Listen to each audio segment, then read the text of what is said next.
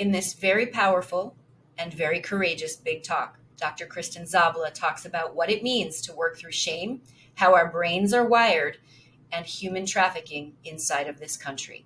Enjoy this very powerful big talk by Dr. Kristen Szabla.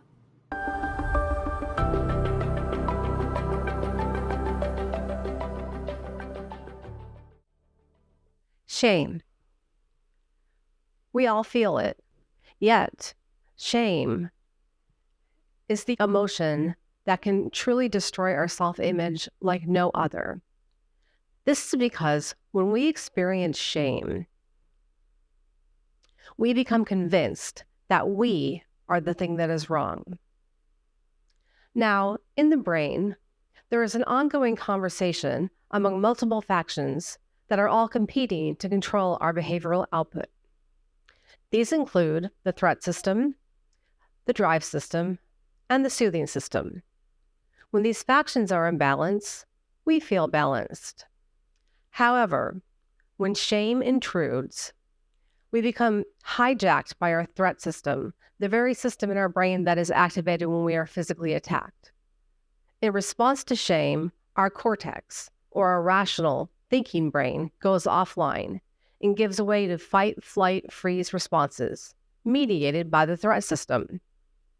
The threat system dominates when we are experiencing shame because our brain cannot tell the difference between an actual threat or a perceived emotional threat. Now, the consequence of any traumatic event, including the event itself, can create deep-rooted feelings of shame. According to Brené Brown, shame thrives and grows exponentially in a culture of secrecy, silence, and judgment. Whereas when you give shame kindness or empathy, shame is eradicated. Self-compassion has a similar effect on shame as if receiving empathy from another. Indeed, self-compassion can be considered an antidote to shame because it deactivates our brain's threat system while activating our self-soothing system. I know of a little girl whose 3-year-old body was tortured. She experienced indescribable shame because she was enslaved and trafficked. Yes, modern-day slavery or human trafficking is all around us and often hidden in plain sight. A 2022 study reported that over 49.6 million individuals are enslaved globally. Although the exact number of trafficking victims in the U.S. is unknown, it is thought to reach into the hundreds of thousands annually. And sadly, data suggest and support that individuals are most likely trafficked by a family member or a caregiver. This was my story. I was that 3-year-old little girl who was enslaved and trafficked. Now, while no one is immune to feeling or experiencing shame, individuals who have suffered the kinds of sexual trauma that I have experienced are more likely to experience the surreptitious effects of shame. This is because these types of traumas are extremely dehumanizing and humiliating. And when searching for help, survivors are often not believed or are pathologized by the very experts trained to treat them. The perfect recipe for shame to form and grow. Even when the abuse was no longer occurring, shame dominated my life in all areas. It made me feel trapped in a tornadic blackness of anxiety, panic, and despair. I was unable to live a full, functional, healthy life, and it prevented me from healing. You see, I thought I was unworthy. And I actually believed that I wore a metaphoric scarlet letter S on my shirt for all to see, which represented slut to me. And I truly thought that everybody viewed me as a slut as they saw me walking down the street.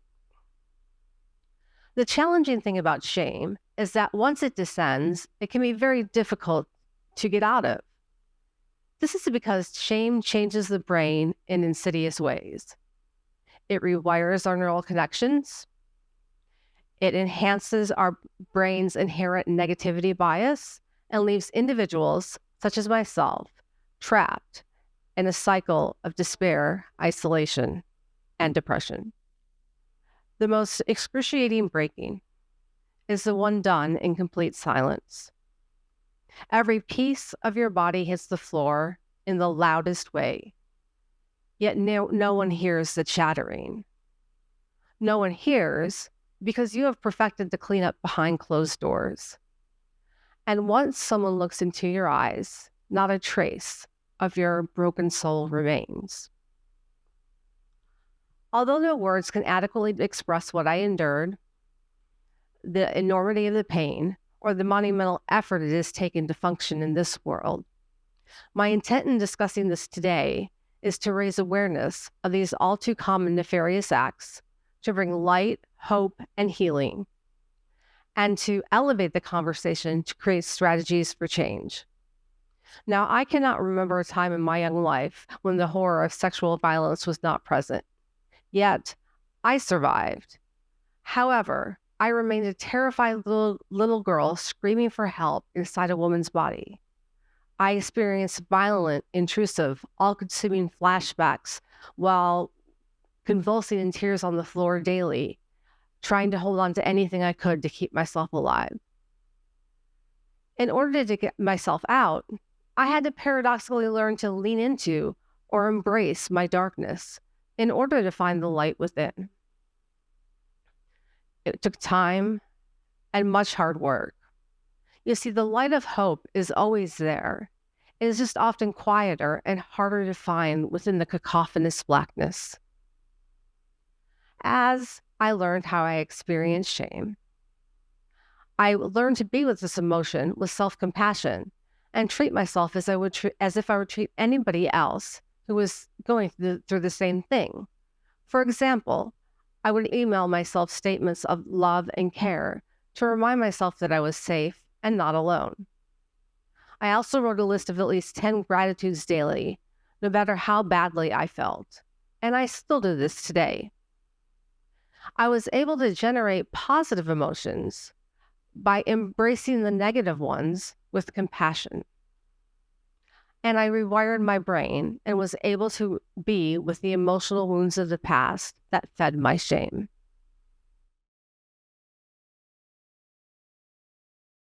Overall, I have learned that the core belief that I am enough comes only when I live inside my story with compassion. And that is true for us all. When I was a child, my heart and soul were shattered. As an adult, I have realized that there's a crack in everything, and that is often how the light gets in. I urge you today to befriend your dark and shattered parts so you can embrace the infinite power of your light. I urge you to be the light and see the light.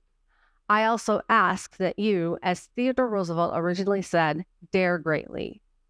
Dare greatly by rising and communicating to survivors that they are not alone. Dare greatly by sitting with the broken. Dare greatly by taking steps to eradicate our societal culture of rape and incest. Dare greatly by remembering that we are all connected to one another by a force that is greater than ourselves. And this force is one grounded in love and compassion.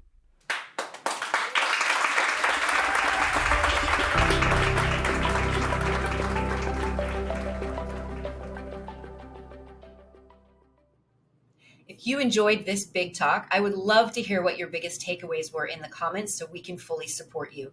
And if you desire to be on my big stage, head on over to thespeakersalon.com so that you can apply to come to New York City and take my stage where I will support you for 6 weeks. And remember, if you haven't subscribed to this channel, go ahead and hit the notification and subscription button so that you get access to all of our recent videos. Remember, your voice matters. Big love. Mwah.